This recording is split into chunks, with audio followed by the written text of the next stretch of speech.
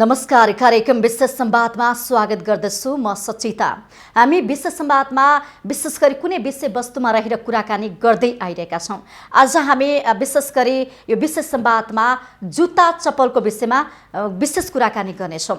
नेपालमा जुत्ता चप्पल उत्पादनको लागि विभिन्न खालका उद्योगहरू यति बेला सञ्चालनमा छन्। तिनको अवस्था र सँगसँगै तिनले थुप्रै मानिसहरूलाई रोजगारी पनि दिएका छन्। सँगसँगै सरकारले पनि के भनेको छ भने हामीले उत्पादन गर्ने जुन स्वदेशी वस्तु जुत्ता चप्पल नै प्रयोग गर्नुपर्छ र स्वदेशी वस्तुलाई माया गरौँ भन्ने कुरा पनि अगाडि सारेको छ।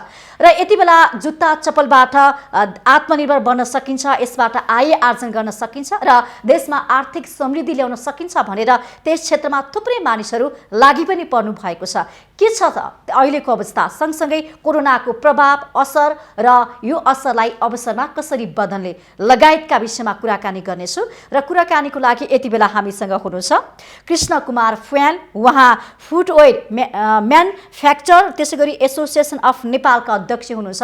उहाँसँग नेपालमा जुत्ता चप्पलको उत्पादनको अवस्था र कति क्षमता छ हामीसँग र कसरी उत्पादन भइरहेको छ र नेपालीले कस्तो खालको जुत्ता चप्पल बढी मात्रामा मन पराएका छन् त, यस विषयमा कुराकानी गर्नेछु। सर, स्वागत छ। धन्यवाद सर। आराम हुनुहुन्छ सर? एकदम आराम छ। यहाँ अध्यक्ष हुनुहुन्छ यो फुटवेयरको। हजुर। अहिले के छ नेपालको अवस्था, यहाँबाट सुरु गर्छु म।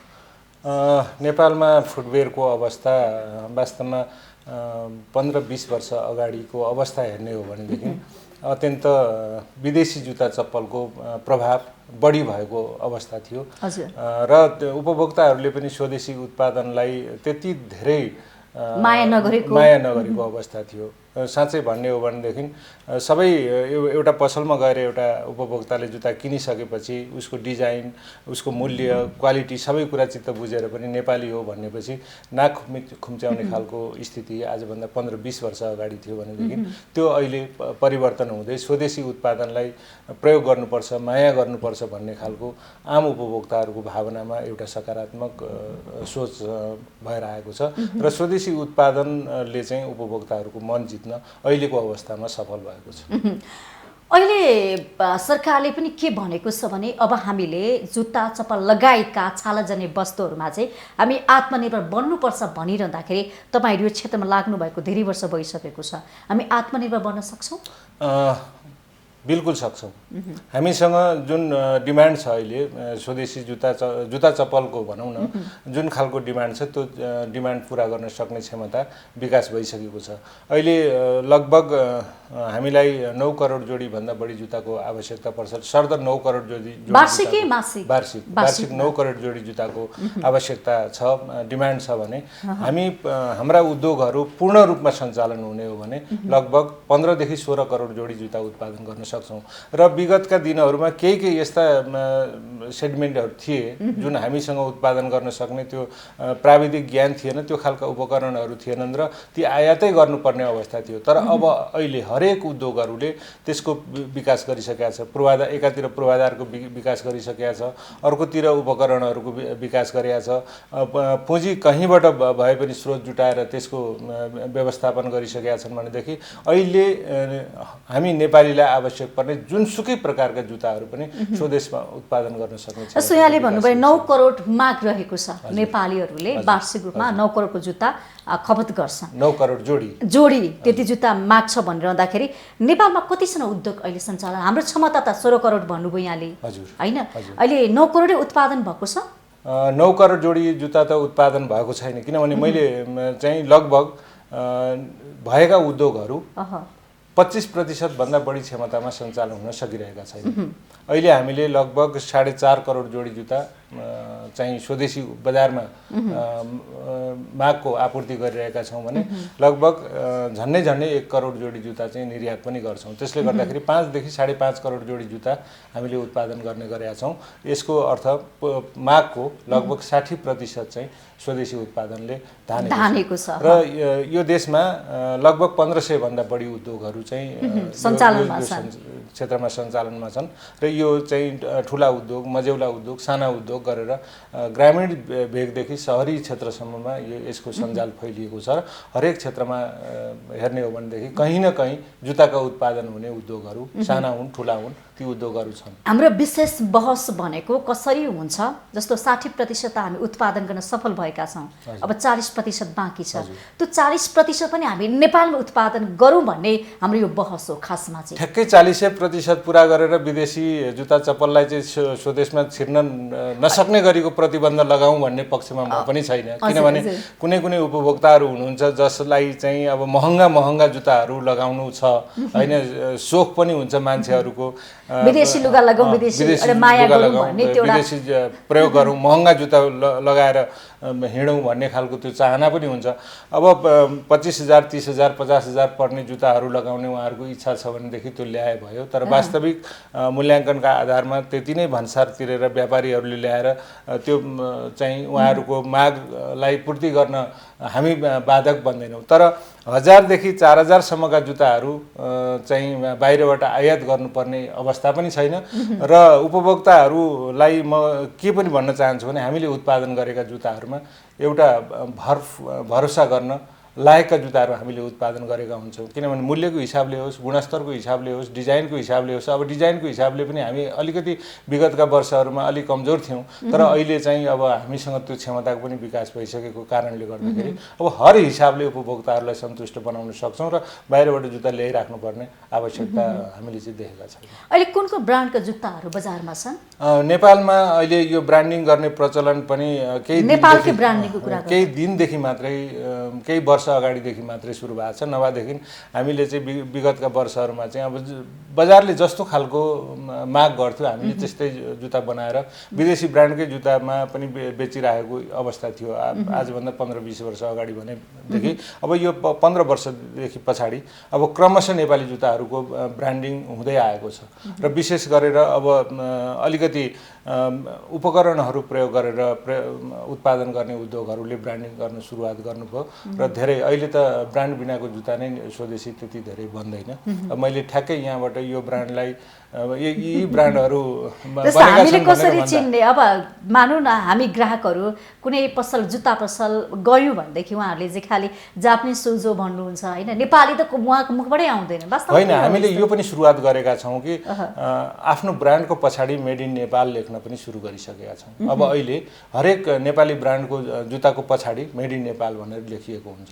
यसलाई चाहिँ ध्यान दिनुपर्छ। मैले कुनै एउटा अब सबै ब्रान्डको नाम, तर मैले लगाएको जुत्तामा कहीँ पनि मैले त्यो भेटेको छैन। कसरी चाहिँ हामी यो थाहा पाउने त? अब यो अहिले पुरुषहरूले प्रयोग गर्ने जेन्ट्स जुत्ताहरूमा चाहिँ ब्रान्डिङ गर्ने, अधिकांश जुत्ताहरूमा ब्रान्डिङ गर्ने प्रचलन छ भनेदेखि अब महिलाहरूले प्रयोग गर्ने जुत्तामा चाहिँ ब्रान्डिङ गर्ने अहिलेसम्म त्यो सुरुवात भइसकेको छैन। 1-2वटा ब्रान्डले सुरु गर्नु भएको छ, जसले पुरुषले प्रयोग गर्ने जुत्ता पनि बनाउनु भएको छ, लेडिजले पनि प्रयोग गर्ने बनाउनु भएको छ भने त्यो त एउटै नामबाट आएको छ, त्यसमा त्यो प्रयोग भएको छ। मेड इन नेपाल मात्रै लेखेको हुन्छ अथवा अरू कुनै नाम दिएको? ब्रान्ड जस्तो कुनै एउटा कम्पनीको ब्रान्ड भयो त्यसको मुनिबाट मेड इन नेपाल भनेर लेख्ने गर्छौँ हामीले। अब हामीले त के पनि भनिरहेछौँ भने त्यसैमा अझ एमआरपी पनि लेखिनुपर्छ, प्राइस पनि एउटा हैन, प्राइस पनि लेखिदियो भने उपभोक्ताहरू सन्तुष्ट भएर हरेक कुरामा सन्तुष्ट हुने आधारहरू बन्न सक्छन्। त्यसैले अब अहिले हामीले चाहिँ ब्रान्डिङलाई विशेष महत्त्व पनि दिइरहेका छौँ। स्वदेशी उत्पादन भन्ने बित्तिकै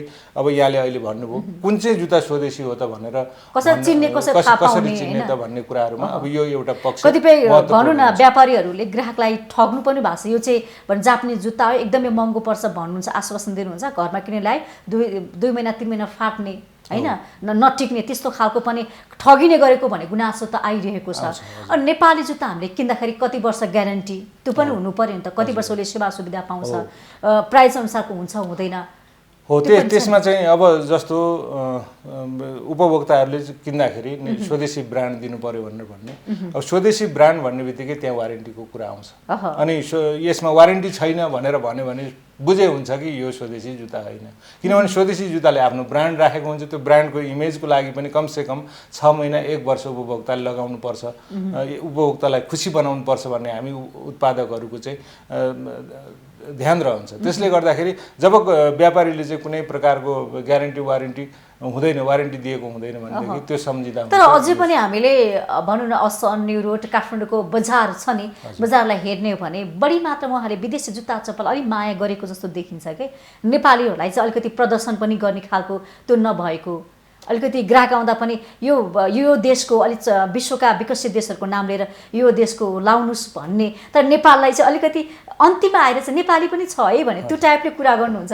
उहाँहरूको अलिकति भनौँ न, उहाँहरूलाई चाहिँ परिवर्तन, उहाँहरूको धारणामा नेपाली जुत्तालाई अलिकति माया गरौँ भन्ने खालको धारणा विकास गर्नुपर्ने हो कि? अब यसमा हामीले उपभोक्ताहरूको त मन जित्न सक्यौँ, उपभोक्ताहरूलाई चाहिँ हामीले सन्तुष्ट बनाउन सकेका छौँ, तर व्यापारीहरूको बिचमा हामी कता कता सिधै उपभोक्ताकोमा पुग्ने, व्यापारीलाई चाहिँ हामीले कन्भिन्स गर्न नसकिरहेको पनि हुनसक्छ। अर्को कुरो भनेको व्यापारीहरू स्वाभाविक रूपमा के गर्दाखेरि सजिलो हुन्छ, सहज हुन्छ, अब बाहिर जाने, बाहिरबाट सामान किनेर लिएर आउने अनि बिक्री गर्दा सजिलो हुन्छ, यहाँ किन उत्पादन गर्ने, किन यहाँका उत्पादकहरूसँग बढी चाहिँ महत्त्व दिने भन्ने खालको पनि हुनसक्छ। र हामी अहिले त व्यापारी साथीहरू पनि स्वदेशी उत्पादनप्रति आकर्षण हुनुभएको छ र अहिले यो कोभिडको कारणले गर्दा थिलथिलो भएको यो अर्थतन्त्रमा उहाँहरूको सहयोग पनि चाहिन्छ र स्वदेशी उत्पादन बिना हामी बाँच्न सक्दैन रहेछौँ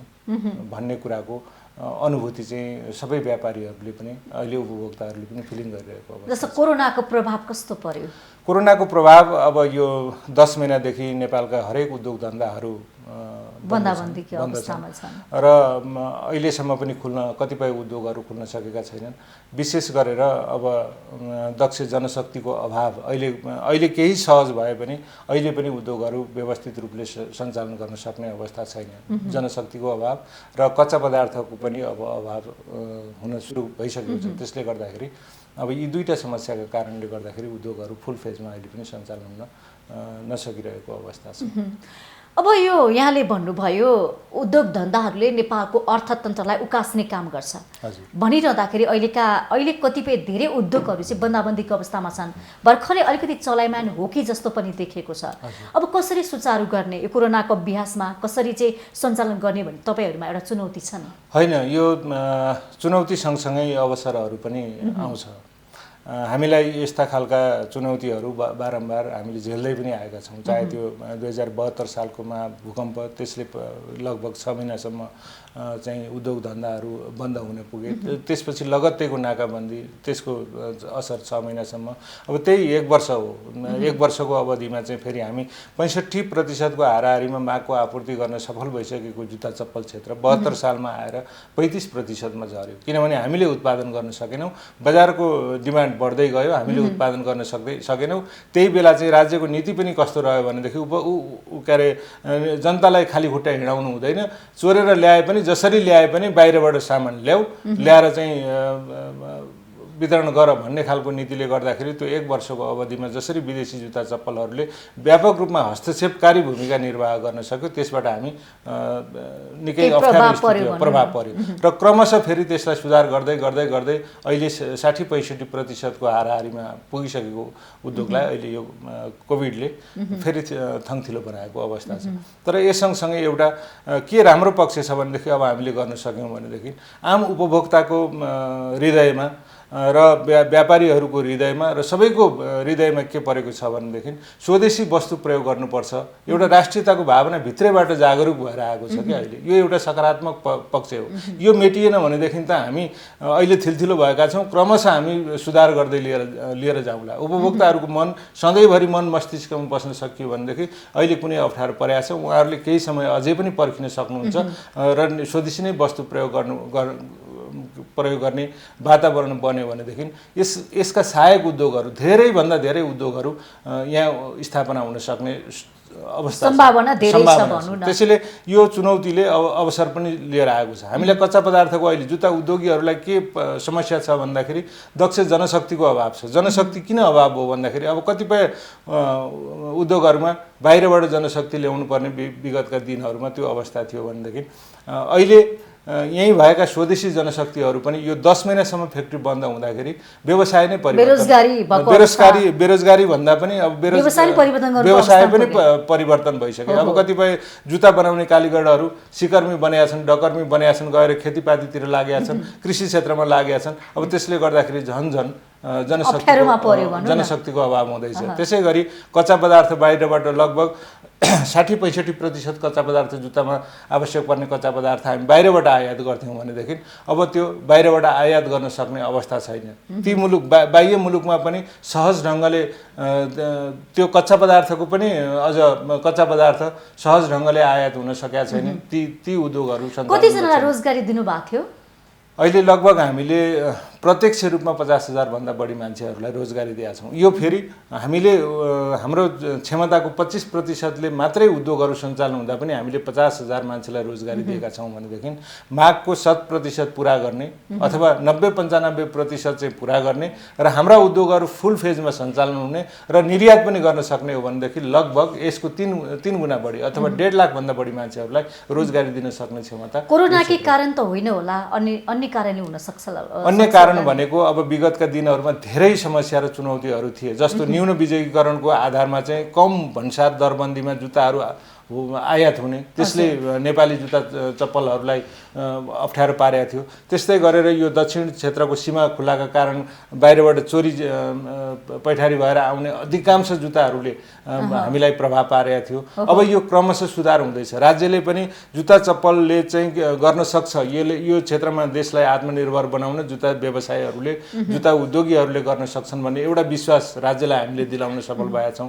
राज्य त्यही दिशातर्फ अगाडि बढिरहेको छ र अहिले पनि 24-25 वटा वस्तु मध्येमा जुत्ता आत्मनिर्भर उन्मुख उद्योग हो भनेर एउटा आत्मनिर्भर उन्मुख उद्योगको सूचीमा जुत्तालाई सूचीकृत गरेका छ। त्यसै गरी NTIS-मा चाहिँ जुत्ता चप्पल परेको छ। अब यो भनेको निर्यात गर्न सक्ने सम्भावना बोकेको क्षेत्र यो भनेर तपाईहरुले पनि बेला बेलामा मेला जुत्ता मेला पनि आयोजना गर्नुभएको छ, त्यसले पनि प्रचार प्रसार गर्नुभएको छ। अब मेला भनेको अब हामीले आफ्ना उत्पादनहरूको प्रचार प्रसार गर्ने र जुत्तालाई ब्रान्डिङ गर्ने। अघि यहाँले कुन ब्रान्ड भनेर कति प्रकारको जुत्ता उत्पादन भइरहेको छ। जति पनि उत्पादन गर्ने उद्योगी व्यवसायीहरू हुन्छ, उहाँहरूको ब्रान्ड छ, त्यो ब्रान्डलाई चाहिँ हाइलाइट गर्नको लागि हामीले वर्षमा एक पटक चाहिँ मेला महोत्सवहरू आयोजना गर्छौँ। काठमाडौँमा पनि, काठमाडौँ बाहिर पनि हामीले गर्ने गरेका छौँ। यसले पनि ब्रान्डिङलाई दिएको छ भनेदेखि अब त्यो मेलाले हामीलाई के गर्थ्यो भनेदेखि नेपालमा कतिपय उपभोक्ताहरूले नेपाली जुत्ता राम्रो बन्दैन भन्ने खालको जुन सोचाइ छ नि, त्यो मेलामा आइसकेपछि उहाँहरूको सोचाइ परिवर्तन भएको छ कि नेपालमा पनि यति राम्रो जुत्ता बन्दो रहेछ, नेपालले पनि जुत्ता चप्पलको क्षेत्रमा चाहिँ प्रगति गर्न सक्ने रहेछ भन्ने खालको अनुभूति उहाँहरूले गर्नुहुन्छ र त्यो क्रमशः यसले चाहिँ प्रचार प्रसारको क्षेत्रमा व्यापक फैलावट भइरहेको थियो। अब यो वर्ष हामीले मेला महोत्सवहरू गर्न सकेनौँ र एउटा प्रचार प्रसार गर्न सक्ने माध्यम भनेको मेला महोत्सव। कति प्रकारको जुत्ता उत्पादन भएका छन्? सबै प्रकारका जुत्ता चप्पल, सबै प्रकारका अन्तर्राष्ट्रिय स्तरमा हामी प्रतिस्पर्धा गर्न सक्ने सबै खालका जुत्ता चप्पलहरू। जस्तो हामीले केही वर्ष 2-3 वर्ष अगाडिसम्म चाहिँ हामीले मर्निङ वाक गर्दाखेरि हामी स्पोर्ट्स सुज भन्छौँ, मर्निङ वाक गर्दाखेरि लगाउने जुत्ता हामीले बनाउन सकिरहेको अवस्था थिएन। अब त्यो नबनाउने उद्योग नै छैन नेपालमा। अनि जस्तो हवाई चप्पलका कुरा गर्ने हो भनेदेखि कति आयात हुन्थ्यो त्यो हवाई चप्पल, अहिले एक जोर नेपाली जुत्ता हवाई चप्पलसँग प्रतिस्पर्धा गर्न सक्ने के अरे विश्वले नै प्रतिस्पर्धा गर्न नसक्ने स्थिति सिर्जना भएको छ। त्यस्तै तपाईहरूले नै प्रयोग गर्ने स्यान्डलहरू भयो, त्यो अधिकांश बाहिरबाट आउँथ्यो। अहिले त्यो पियु स्यान्डल भन्ने के अरे बाहिरबाट एक जोर पनि आयात हुँदैन र नेपालमै गर्न सकिन्छ। र यसै गरी क्रमशः सबै क्षेत्र जस्तो नेपाल प्रहरी, सशस्त्र प्रहरी, आर्मीहरूले प्रयोग गर्ने जुत्तादेखि लिएर बाथरुममा बस्दा लगाउने जुत्ता भयो, किचनमा बस्दा लगाउने जुत्ता भयो, फुलबारीमा हिँड्दाखेरि लगाउने जुत्ताहरू भयो, अफिसमा जाँदाखेरि एउटै व्यक्तिले 8-10 जुत्ता प्रयोग गर्छ नि, प्रयोग गर्छ। ती उसले प्रयोग गर्ने सबै प्रकारका जुत्ताहरू नेपालीले आफ्नो चोइस अनुसार लगाउन पाएका छन्, लगाउन सक्छन्। उहाँहरूको इच्छा अनुसार तपाईहरुले त्यो बनाउन सक्छौँ र उहाँहरूलाई हामीले दिन सक्छौँ उपभोक्ताहरूलाई। जस्तो अन्तर्राष्ट्रिय बजारमा यहाँले भन्नुभयो हामी निर्यात पनि गरेका छौँ भनिरहँदाखेरि कस्तो जुत्ता चप्पल निर्यात गरिरहनु भएको छ? अब विशेष गरेर हामीले निर्यात गरेको भनेको छिमेकी देश भारतमा बढीभन्दा बढी जुत्ता निर्यात गरेका छौँ। जति निर्यात गरेका छौँ त्यहाँ निर्यात गरेका छौँ।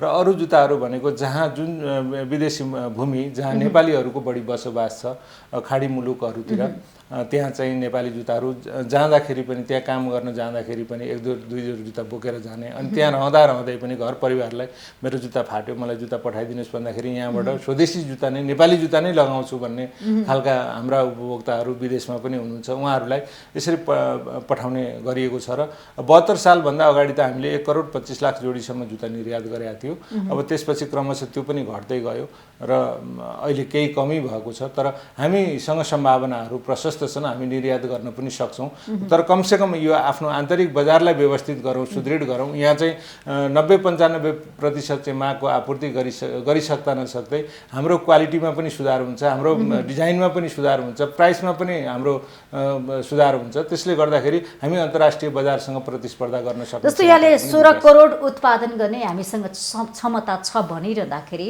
यहाँले भन्नुभयो पूर्वाधारको कुराहरूले गर्दाखेरि अलिकति हामीलाई अप्ठ्यारो भयो, सँगसँगै सरकारको नीतिले गर्दा पनि हामी अलिक पछाडि पर्यो भनिरहँदाखेरि अब सरकारले के गरिदिनु पर्ला? होइन, सरकारले अहिले अब जसरी जुन ढङ्गबाट सहज रूपबाट बाहिरबाट जुत्ता आयात भइरहेको छ नि, त्यसलाई असहज बनाइदिने मात्रै हो। अब ठ्याक्कै बन्दै गर्न त सरकारका पनि आफ्ना बाध्यताहरू होलान्। यो WTO मा तर यो पनि गर्न सकिन्छ नि, प्रधानमन्त्री पनि नेपाली जुत्ता लाउनु पर्यो, राष्ट्रपतिले लाउनु पर्यो, सबै नेपालीको अनिवार्य रूपमा नेपालीले आफ्नो खुट्टामा चाहिँ नेपाली चप्पल जुत्ता चाहिँ प्रयोग गर्नै पर्छ। यदि गरेको छैन भने दण्ड, जरिवाना अथवा केही त्यस्तो एउटा नियम ल्यायो भने पनि हुन्छ कि? होइन, जस्तो सरकार, प्रधानमन्त्री, मन्त्रीज्यूहरू, सचिवज्यूहरू, सरकारी कर्मचारीहरू, अब राष्ट्र सेवा कर्मचारीहरू, सेना प्रहरी, सशस्त्र प्रहरी, शिक्षक, बैंक, वित्तीय संस्थाका कर्मचारी, यी सबै सरकारी, अब जस्तो तपाईँहरू पनि एउटा सङ्गठित निकायमा रहनु भएको छ, सबैले चाहिँ स्वदेशी वस्तुलाई माया गरिदिने हो भनेदेखि यहीँभित्र हामीले उत्पादन गरेको जुत्ता धेरैभन्दा धेरै खपत हुनसक्छ। त्यो नीति त राज्यले लिएको छ होइन। जस्तो सरकारी निकायमा काम गर्ने कर्मचारीहरूले अनिवार्य रूपमा स्वदेशी वस्तु प्रयोग गर्नुपर्छ, सरकारी कार्यालयहरूमा प्रयोग हुने वस्तुहरू अनिवार्य स्वदेशी प्रयोग हुनुपर्छ, 15% महँगो भए पनि स्वदेशी नै प्रयोग गर्ने भन्ने नीति चाहिँ छ। तर त्यसलाई कार्यान्वयनको पक्ष अलिकति फितलो छ। त्यसलाई अलिकति कडाइ गर्ने हो र स्वदेशी उत्पादनलाई चाहिँ प्राथमिकतामा राख्ने हो भने स्वदेशी उद्योगहरू धेरै बाँच्छन्। जस्तो मैले यहाँलाई एउटा उदाहरण दिउँ, मैले 1.5 लाख मान्छेहरूलाई रोजगारी दिने जुत्ता चप्पलको क्षेत्रले मात्रै सक्छ भनेर मैले भनिरहँदाखेरि एक जोर जुत्ता बनाउनको लागि 40 देखि 45 प्रकारका कच्चा पदार्थहरूको आवश्यकता पर्छ। ती कच्चा पदार्थहरू अधिकांश बाहिरबाट हामीले लिएर कुन देशबाट ल्याउनुहुन्छ? भारत र छिमेकी मुलुक भारत र चीनबाट हामीले बढी ल्याउने गर्छौँ। त्यसपछि केही प्रतिशत चाहिँ अन्य तेस्रो मुलुकहरूबाट पनि आयात हुन्छ।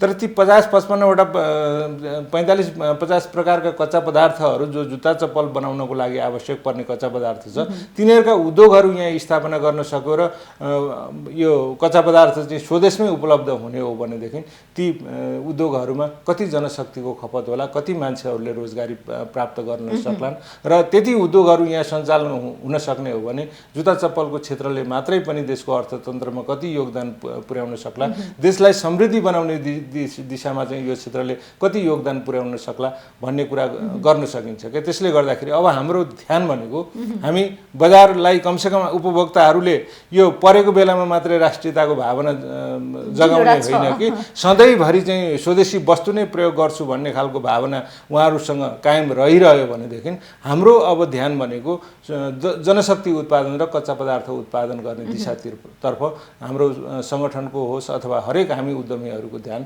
केन्द्रित हुनुपर्छ र हामी त्यसतर्फ हाम्रो ध्यान केन्द्रित विकास र विस्तारको लागि यो क्षेत्रलाई अझ बढी फराकिलो बनाउनको लागि के गर्दै हुनुहुन्छ? त्यही त हामीले चाहिँ अब मूलतः यो दुईटा विषयलाई केन्द्रित भएर जनशक्ति उत्पादन गर्ने, धेरैभन्दा धेरै मान्छेहरूलाई यहाँ रोजगारीको अवसर सिर्जना गर्ने, चाहे त्यो जुत्ता चप्पलको क्षेत्रमा होस् अथवा जुत्ता चप्पललाई आवश्यक पर्ने कच्चा पदार्थको उद्योगहरू स्थापनामा विशेष जोड दिने र त्यहाँ रोजगारी सिर्जना गर्ने। त्यसै गरी चाहिँ हाम्रो कच्चा पदार्थ र जनशक्ति यसरी उत्पादन गर्न सकियो भनेदेखि हामीले कच्चा पदार्थको लागि पनि अन्य मुलुकसँग मुख ताकेर बस्नु पर्दैन, आश गरेर बस्नु पर्दैन। अब कसरी ल्याउने, के गर्ने भन्ने समस्या झेल्न पर्दैन र त्यो आयात गर्दाखेरि जुन विदेशी नै पैसा छ त्यसलाई यहाँ रोक्न सकिन्छ र देशको अर्थतन्त्रलाई पनि योगदान पुर्याउन सकिन्छ। यो बढ्दो व्यापार घाटा जुन छ त्यो व्यापार घाटालाई पनि जुत्ता चप्पलको क्षेत्रले केही न्यूनीकरण गर्न मद्दत पुर्याउँछ। त्यसले गर्दाखेरि अब हाम्रो ध्यान भनेको विशेष गरेर जनशक्ति उत्पादन र कच्चा पदार्थको उत्पादनतर्फ केन्द्रित भयो। अब कहिले हुन्छ त यहाँ जनशक्तिको अभाव छ भनिरहँदाखेरि हामीले यही वर्ष पनि लगभग 12-14 तपाईहरुले जनशक्ति कसरी छनौट गर्नुहुन्छ त्यो पनि कुरा हुन सक्छ। अहिले जस्तो कोभिड-19 का कारण धेरै मान्छेहरू विदेशबाट स्वदेश फर्किनु भएको छ। अब कतिपय ती मान्छेहरू विदेशमा गएर जुत्ता चप्पलकै क्षेत्रमा काम गरिरहेको जनशक्ति पनि हुनसक्छ। त्यस्ता त दक्ष नै जनशक्ति भइहाले। अब त्यो बाहेकका अन्य मान्छेहरूलाई पनि यहाँ ल्याएर चाहिँ तालिम सञ्चालन गरेर सिप सिकाएर यो क्षेत्रमा हामी लगाउने कोसिस गरिरहेका छौँ र यो वर्ष पनि हामी 1000 भन्दा बढी मान्छेहरूलाई यो सिप सिकाउने अभियानमा हामी लागिरहेका छौँ। त्यसको लागि सरकारको सहयोग आवश्यकता पर्छ। त्यो सहयोग हामीलाई प्राप्त हुन्छ पनि र त्यसै गरेर अब सरकारले के गरिदिएदेखि हुन्थ्यो भन्ने विषयमा चाहिँ कमसेकम यो क्षेत्र एउटा फराकिलो दायरा भएको र देशको अर्थतन्त्रलाई महत्त्वपूर्ण योगदान पुर्याउन सक्ने धेरैभन्दा धेरै जनशक्ति खपत गर्न सक्ने यो जुत्ताको काम भनेको विशेष गरेर मेसिनबाट मात्रै हुँदैन, म्यानुअल काम बढी हुन्छ। त्यसले गर्दाखेरि जनशक्ति बढी यहाँ आवश्यकता पर्छ। बढी जनशक्ति खपत गर्ने यो क्षेत्र भएको हुनाले यसको लागि छुट्टै सिप सिकाउने निकाय अहिलेसम्म छैन। यो कहीँ पनि न एउटा ट्रेनिङ सेन्टर छ न अब जस्तो सिटिबिटीकै माध्यमबाट विभिन्न इलेक्ट्रिकल प्लम्बिङ सम्बन्धी तालिम छ नि, तर जुत्ताको लागि त्यस्तो कुनै खोलिएको छैन, निकाय पनि छैन भने हाम्रोमा त एउटा स्कुल लेभलमै एउटा पाठ्यपुस्तकमा पनि राख्न सक्छौँ। स्कुल लेभलदेखिकै पाठ्यपुस्तकमा राखेर यसलाई चाहिँ उच्च शिक्षासम्म पनि दिनुपर्छ। जस्तो भियतनामको कुरा गर्ने हो भने त्यहाँ अनिवार्य छ यो विषय पढ्नै पर्छ र आवश्यकता पर्यो भनेदेखि प्र्याक्टिकल गर्न कतिपय उद्योगहरूमा जाने, त्यहाँ प्र्याक्टिस गर्ने र त्यहाँबाट सिप सिकेर दक्ष बन्ने यो प्रचलन छ। त्यसबाट रोजगारी गर्ने जस्तो शिक्षालाई पनि रोजगारमूलक शिक्षा हुनुपर्छ भनिरहेको छ नि। हरेक विषयमा अब त्यो गर्न आवश्यक छ। त्यसको लागि चाहिँ राज्यले एउटा अन्त्यमा दर्शकहरूलाई के भन्नुहुन्छ तपाईँ? अब दर्शकहरूलाई मैले भन्नुपर्दाखेरि मैले जुत्ताको मात्रै कुरा गरिनँ, जुत्ता चप्पल भन्दा पनि स्वदेशी वस्तु सबै उपभोक्ताहरू यदि राष्ट्रप्रति माया छ भनेदेखि स्वदेशी वस्तु प्रयोग गर्ने हामीले बानी बसालौँ। यो अप्ठ्यारो परेको परिस्थितिमा मात्रै होइन, सहज परिस्थितिमा पनि हामी स्वदेशी वस्तु नै प्रयोग गरौँ, यहीँ केही बनाऊँ। जस्तो हामी कहाँ गाडी बन्दैन कि, गाडी बन्दैन नि, तर वास्तवमा बाहिरबाट गाडी आयात नहुने हो भनेदेखि 4 वर्ष 5 वर्षभित्र यहाँ 10वटा गाडी बनाउने के अरे उद्योगहरू स्थापना हुन सक्छन्। बाहिरबाट आयातै भएन भनेदेखि त विकल्पै छैन। नेपालले केही खोज्छ नि त, खोज्छ। त्यसले गर्दाखेरि स्वदेशी वस्तुलाई प्रयोग गर्ने चाहिँ उपभोक्ताहरूले त्यो मानसिकता परिवर्तन गरिदिनु भएन भनेदेखि यहाँ धेरैभन्दा धेरै उद्योगहरू खुल्न सक्छन् र धेरैभन्दा धेरै उद्योग खोल्ने बित्तिकै रोजगारी सिर्जना हुन सक्छ। हाम्रा छोराछोरीहरूले भोलि जागिरको लागि भौतारिँदै खाडी जानु परेन, नेपाल आर्थिक समृद्धि हुन सक्छ।